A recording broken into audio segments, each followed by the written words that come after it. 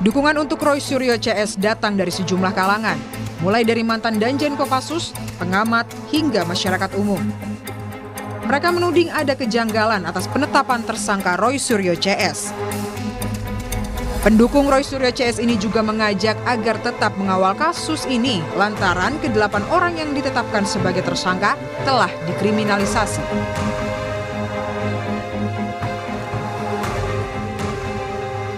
Mari kita bersuara, mari kita bersatu untuk menjaga, melindungi teman kita yang hari ini kita yakini 8 orang teman kita itu dikriminalisasi.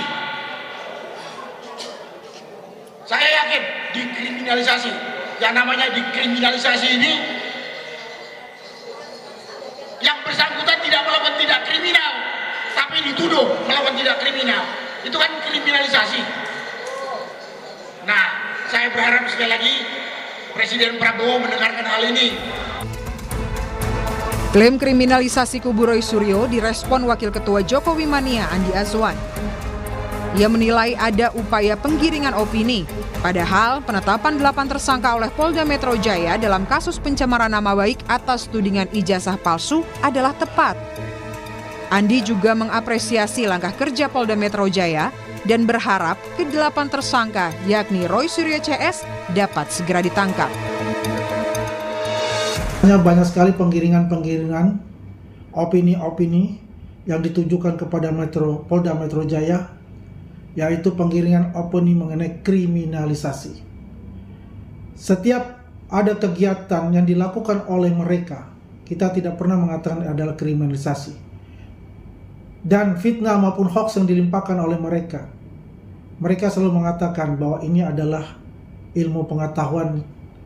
Semoga pada tanggal 13 nanti, pada hari Kamis, akan ada penahanan kepada mereka, sehingga tidak ada lagi penggiringan opini publik. Meskipun polisi telah menetapkan tersangka dalam kasus tudingan ijazah palsu Jokowi, namun proses hukum ini belum juga selesai. Akan ada pemeriksaan hingga kelengkapan berkas sebelum dibawa ke persidangan. Kamis pekan ini, penyidik memanggil 3 tersangka, Roy Suryo, Rismon Sianipar, dan Tifauziah Tiasuma atau Dr. Tifa. Ketiganya akan menjalani pemeriksaan secara perdana pasca ditetapkan sebagai tersangka. Tim Liputan, Kompas TV. Ada dukungan dari sejumlah kalangan membawa pada pernyataan adanya dugaan kriminalisasi dalam penetapan tersangka Roy Suryo CS di kasus pencemaran nama baik tudingan ijazah palsu. Lalu poin apa saja yang membuat pendukung Roy Suryo CS yakin ada kriminalisasi di balik kasus ini?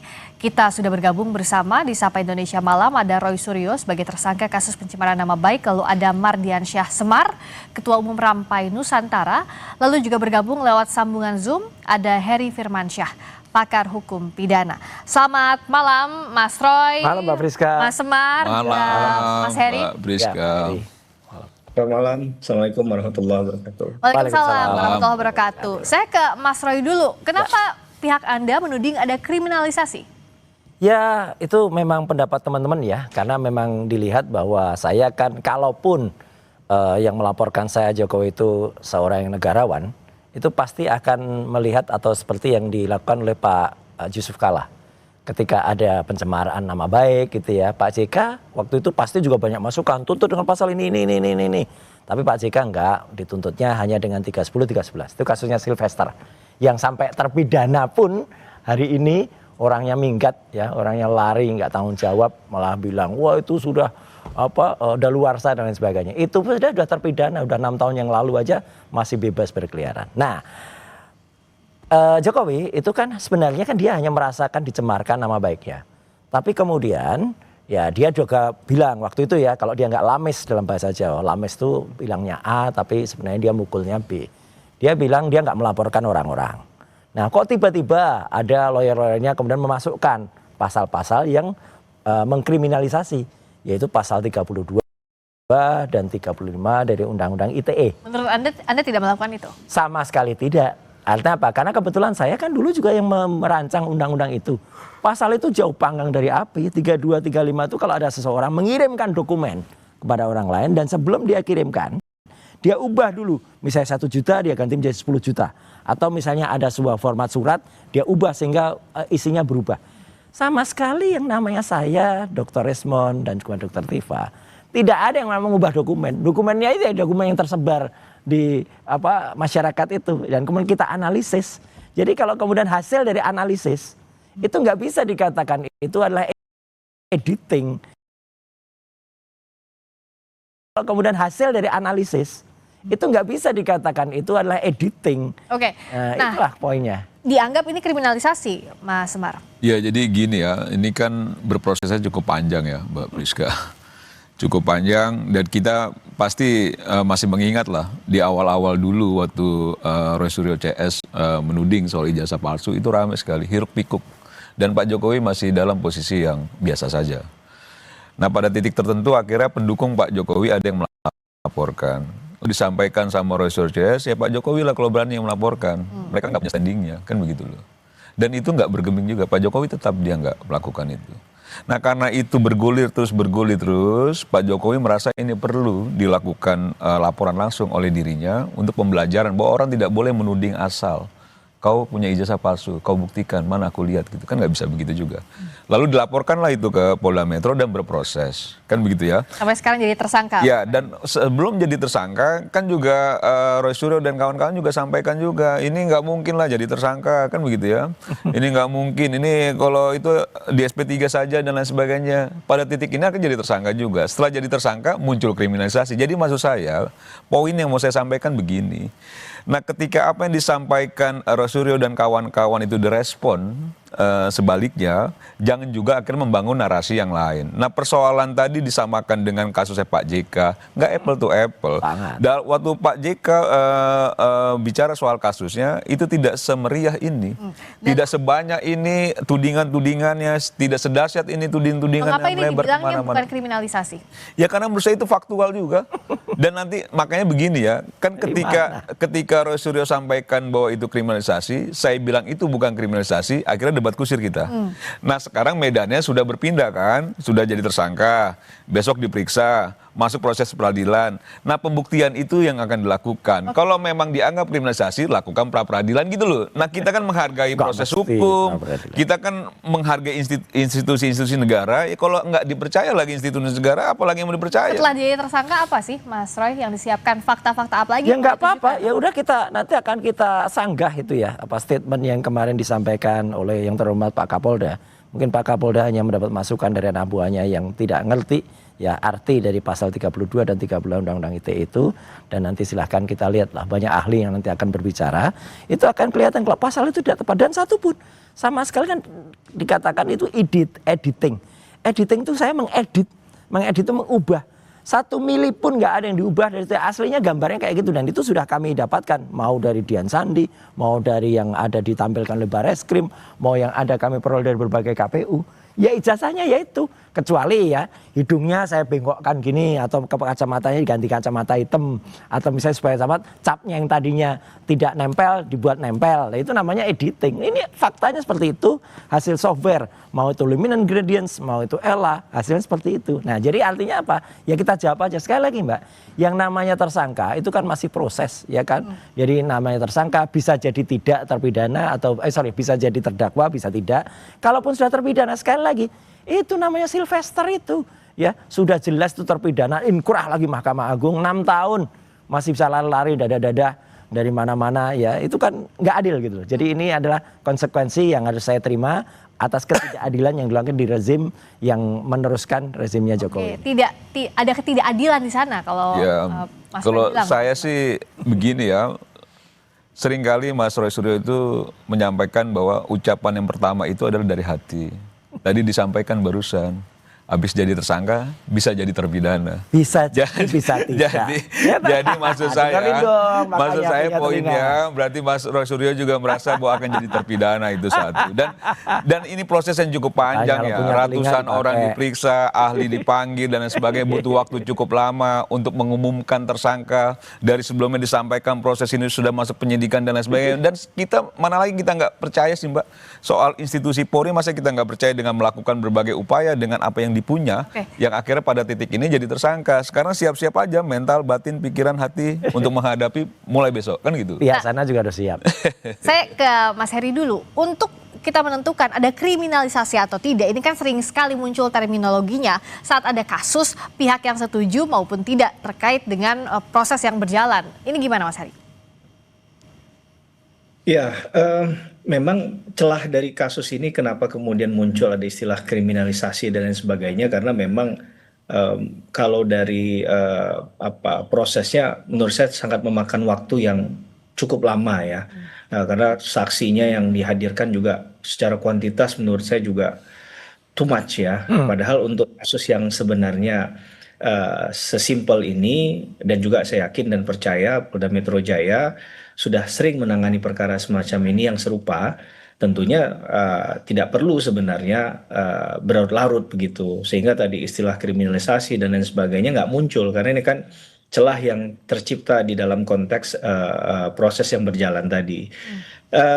Sederhananya adalah apa yang diperdebatkan dalam kasus ini adalah masalah ijazah. Jadi kalau ijazahnya kemudian sudah dipegang dan kemudian bisa dibuktikan, dengan saksi tadi tidak perlu, menurut saya tidak perlu terlalu banyak untuk dikejar secara target ya. Kemudian ada keterangan ahli, ada katakanlah laboratorium forensik yang memastikan bahwa ijazah ini memang asli, dan juga ada pernyataan dari pihak UGM. Case is closed menurut saya, agar tidak ada tadi istilah kriminalisasi dan lain sebagainya. Karena bicara dalam pembuktian itu tidak hanya bicara quantity ya, Mbak Friska, bahwa dalam hal ini kita melihat pada kualitas alat buktinya. Kalau bicaranya adalah masalah ijazah tadi ya, poinnya di ijazah. Nah, menurut saya di situ sudah clean and clear. Kalau memang benar itu ijazahnya Pak Jokowi, berarti tidak bisa menggunakan istilah kriminalisasi kan. Tapi kalau ternyata sebaliknya, nah mungkinkah kalimat kriminalisasi itu menjadi tepat atau tidak, ya silahkan nanti ditafsirkan sendiri begitu. Tapi dalam konteks ini tentu kita hanya menilai dari segi pembuktiannya saja. Tidak ada yang menurut saya barang yang benar-benar sulit kalau seandainya memang nawaitunya memang ingin memsingkat begitu ya. Saya nggak tahu apa kendalanya, karena masalah besar aja biasanya bisa dicarikan solusi sesegera mungkin kalau fokusnya ke sana begitu ya. Menurut saya itu catatan kaki dari pertanyaan tadi Mbak Friska gitu. Nah, berikutnya pembuktian soal ijazah ini bagaimana kita melihat babak baru setelah Mas Roy Suryo CS jadi tersangka? Kita bahas usai jeda di Sapa Indonesia Malam. Masih di Sapa Indonesia Malam bersama saya Friska Clarissa. Masih hadir di studio Kompas TV ada Roy Suryo, tersangka kasus pencemaran nama baik, ada Mardian Syah Semar, Ketua Umum Rampai Nusantara, dan melalui sambungan Zoom, Heri Firmansyah selaku pakar hukum pidana juga masih bergabung. Mas Roy, jadi sebenarnya tahapan pembuktian berikutnya yang disiapkan oleh tim Anda apa? Ya tergantung besok pertanyaan penyidik apa, itu aja. Kalau pertanyaannya masih seputar pertanyaan yang seperti yang dulu-dulu, aneh kalau kemudian ini berkas ini jadi berkas TSK pun aneh gitu. Karena apa? Dulu yang ditanyakan itu apa yang Anda ketahui tentang peristiwa tanggal 26 Maret di suatu lokasi Jakarta. Saya nggak ada di tempat itu, ya. Saya nggak hadir di situ. Nama saya pun nggak satu pun disebut di situ. Padahal selaku saksi, saya hanya bisa mengatakan apa yang saya dengar sendiri dan apa yang saya lihat sendiri.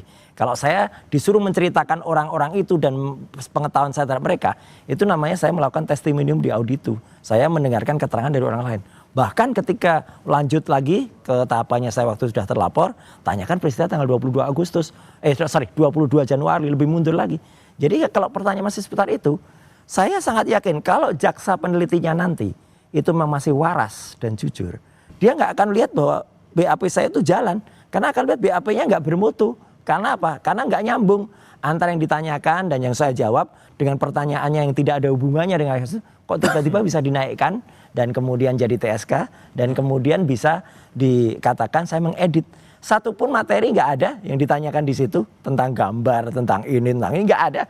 Kok bisa-bisanya saya dituduh mengedit ijazah, itu dari mana itu mengeditnya? Itu. Jadi ini masyarakat biar tahu ya, BAP yang saya tanda tangani dan yang saya sudah melaksanakan di bawah sumpah waktu itu hanya pertanyaan-pertanyaan soal tanggal-tanggal yang dimana saya tidak hadir dan tidak ada di lokasi itu. Dan itu adalah acara dari pihak lain yang seolah-olah saya dipaksakan untuk kemudian mengerti peristiwa-peristiwa itu.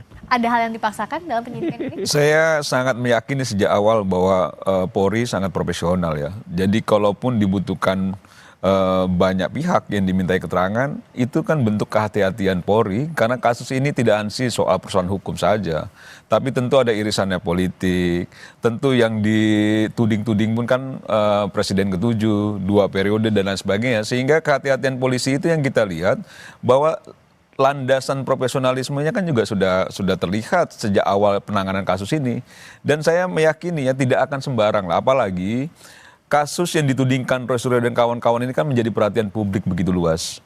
Aparat penegak hukum tidak mungkin juga main-main soal itu. Jadi kalau memang ada fakta hukumnya, ada bukti-buktinya, nanti kita lihat ya. Nanti kita lihat. Dan kalau misalnya diyakini sejak awal ini tidak berproses hukum, buktinya berproses hukum. Diyakini tidak jadi tersangka, jadi tersangka. Nah sekarang diyakini tidak ditahan, ya mudah-mudahan juga dalam waktu dekat kan kita lihat juga penahanannya. Dan saya menyarankan selain yang disiapkan soal materi-materi perkara, siapkan juga koper berisi baju-baju. Jadi supaya itu mempersiapkan diri Mas Roy Suryonya gitu loh secara batin, pikiran dan juga barang-barang. Dan ditahan itu nggak enak juga Mbak, nggak mudah juga. Saya rasa juga dalam posisi yang itu yang saya bilang sebenarnya posisinya agak memprihatinkan juga saya terhadap Roy Suryo dan kawan-kawan. Harusnya kan kalau ini tidak terus-menerus dilakukan, dituding-tuding, tidak sampai proses hukum. Ya Jokowi tinggal tapi ini kan konsekuensinya kan gitu loh. Ini kan konsekuensinya ketika itu menuding orang dan orang merasa juga dicemarkan nama baik dan akhirnya bergeser ke banyak irisan pasal-pasal, silakan nanti dibuktikan apakah memang yang disangkakan itu sesuai dengan bukti fakta yang dimiliki oleh kepolisian. Nah, itu yang kita lihat bersama-sama gitu loh. Mas Semar bilang kayaknya akan ditahan. Apa? Iya itu kan pendapat Asmar, apakah polisi penyidik? Ya kan penyidik pun juga apakah dia seenaknya melakukan faktor subjektif. Memang ada subjektif dari penyidik kalau memang ada pasal yang itu di atas 5 tahun. Ya kan? Tapi kan itu ada hubungan kalau apa, 1, apakah saya akan melarikan diri. 2, apakah saya akan menghilangkan barang bukti. 3, apakah saya akan melakukan perlawanan. Kalau misalnya ya saya tidak akan melarikan diri. Saya kalau mau melarikan diri udah dari minggu yang lalu. Ya tapi kan enggak, orang pada bilang, pada berceloteh tuh, termul-termul tuh pada bilang, wah kalau itu nanti ke Australia pasti dia akan melarikan. Enggak, saya malah di sana mengumpulkan bukti tentang ijazahnya yang tidak ada milik Gibran. Saya justru memastikan bahwa Gibran tuh nggak punya SMA. Saya udah ke UTS Insearch di sana, dan itu kan membuat semakin kalut gitu. Ya saya ketawa aja dan saya pulang dengan baik ke Indonesia. Saya paparkan itu 1. 2, menghilangkan barang bukti. Barang bukti yang mana? Ya, barang buktinya ada di media sosial semuanya. Ya, paparannya itu ada di sana dan saya tidak pernah sekalipun memposting sesuatu atau membuat dapat diaksesnya karena saya nggak punya akun, ya, saya nggak ada YouTube, nggak ada akun X. Mau diambil dari mana kalau itu bunyi pasal-pasal di ITE itu, Mbak, membuat dapat diaksesnya atau menyebarluaskan. Itu harus dari sumber, harus dari IP atau interprotokol milik saya. Lah kalau saya nggak pernah. Kalau itu disiarkan oleh Kompas. Itu perspektifnya Roy Suryo. Oh enggak, itu ada di undang-undang ITE kan jelas. Gak mungkin juga maling teriak maling. Oh iya, kan enggak ini bukan maling. Dalam arti maksud gak mungkin saya juga maling pasti polisi gitu, tentang itu punya ukuran tersendiri lah ketika mentersangkakan. Gak mungkin juga dia tidak punya alat yang memang itu bisa membuktikan bahwa ini sudah melanggar suatu yang tindak sudah pidana. disidik. Saya pikir itu pasti. Ada satupun yang sudah disita. Itu pasti. Jadi persiapkan aja lah. Kalau perspektif Roy Suryo, oh ini nggak mungkin, ini saya nggak melanggar pasal ini. Nah nanti kita lihat. Apa yang disampaikan Pak polisinya. Unsur-unsur dalam pasal di dalam undang-undang ITE saya tanyanya ke Mas Heri. Ini apa yang harus dibuktikan? Kalau pasal yang disangkakannya salah satunya adalah undang-undang ITE. Ya, kita kembali berfokus pada objeknya ya, Priska. Bahwa objeknya kan adalah adanya palsu, kemudian itu mekanismenya ada lewat ITE, maka penggunaan undang-undang ITE juga dilekatkan di sana. Tapi yang paling penting adalah ketika masuk ke tahap penyidikan, saat ini kan berarti sudah ditemukan tersangkanya kan, menurut versi kepolisian. Maka tentu yang kita harus ingat betul adalah proses penyelidikannya tadi itu sudah memastikan bahwa ada peristiwa hukum dan hukum yang berlaku adalah hukum pidana. Nah ini sehingga ketika masuk ke tahap penyidikan udah nggak gampang lagi. Ini tinggal dihentikan lewat mekanisme SP3 misalnya, ketentuan 09 ayat 2 KUHP, karena misalnya tidak cukup bukti dan lain sebagainya menurut pihak penyidik, atau diteruskan. Jadi pilihannya nggak ada lagi remis, tidak ada lagi tahan menang, ya, tidak lagi dibuat menjadi lari maraton, ya, tapi lebih kepada lari sprint, jarak pendek aja, cepat selesaikan. Nah, Cepat ditahan maksudnya Mas? Ngaco kalau ini ngaco ini. Enggak, maksudnya Nggak cepat ada. gimana sih? Kan kalau prosesnya Lama itu ada gitu alat bukti kan ditahan prosesnya. kan ya? Buktinya bukan Pancing, kualitas, Mas Heri. Maksudnya, Mas? buktinya nggak mutu itu.